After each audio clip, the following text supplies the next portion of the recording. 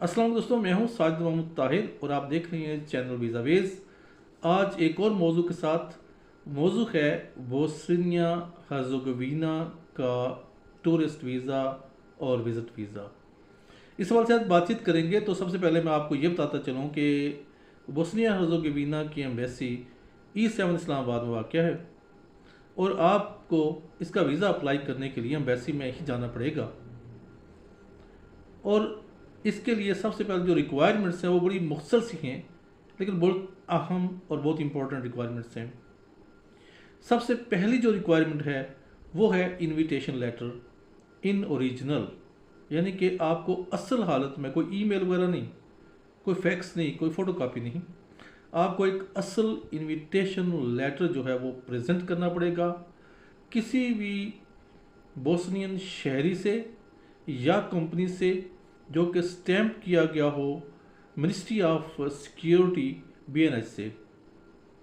तो ये एक लेटर जो है ये बहुत ही इंपॉर्टेंट है। इस लेटर पे ही ऑलमोस्ट वीज़ा होता है। दीगर सपोर्टिंग डॉक्यूमेंट्स में आपकी बैंक स्टेटमेंट चाहिए और पर्सनल और जो बिजनेस बैंक स्टेटमेंट, दोनों बैंक स्टेटमेंट्स आप प्रोवाइड कर सकते हैं। अगर आप इसमें एक ही बैंक स्टेटमेंट यूज़ कर रहे हैं बिजनेस और पर्सनल के लिए तब भी कर सकते हैं, लेकिन बेस्ट ये है कि जो बिजनेस की बैंक स्टेटमेंट है वो और जो आपकी पर्सनल बैंक स्टेटमेंट है वो दोनों आप प्रेजेंट करेंगे एम्बेसी में। इसके अलावा एक रिकमेंडेशन लेटर होता है chamber of commerce and industry की तरफ से, और chamber of commerce and industry की तरफ जो रिकमेंडेशन लेटर है वो भी आपको प्रोवाइड करना होगा।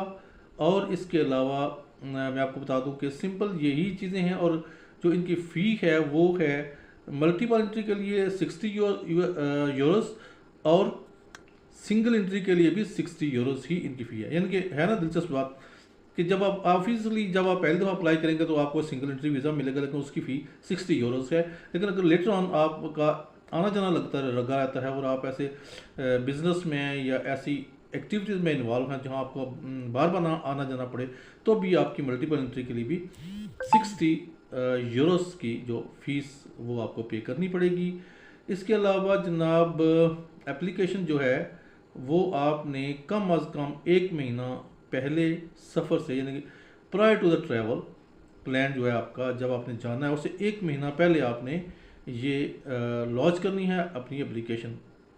और दूसरा एम्बेसी की तरफ से एक अहम एडवाइस है और वो ये है कि जब आप वीज़ा एप्लीकेशन लॉन्च कर देते हैं ना, तो फिर उसके बाद पीछे कॉल, हाँ जी मेरे केस का क्या हुआ, ये मेरा नंबर है, वो कहते हैं कि आप हमें बार बार कॉल ना करेंगे। बार बार कॉल करने से आपका प्रोसेस जो है वो स्लो हो जाएगा। हमने जो टाइम आपके वीज़ा की प्रोसेसिंग में देना है वो आपकी इंक्वायरी पे कंज्यूम होगा।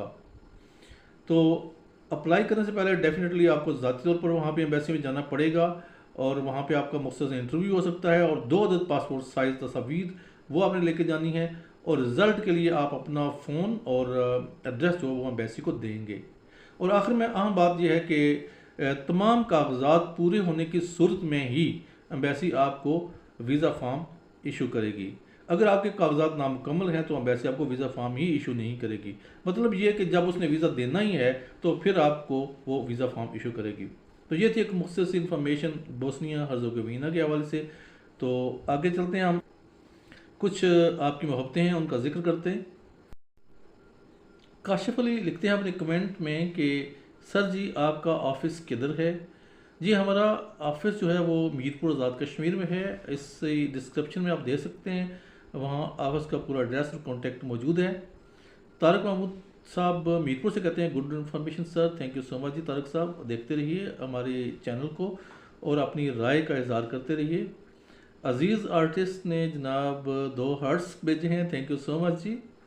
वकास अल्ताफ़ महमूद कहते हैं अल्लाह bless you always, thank you so much all the guys, thank you, अल्लाह हाफिज़।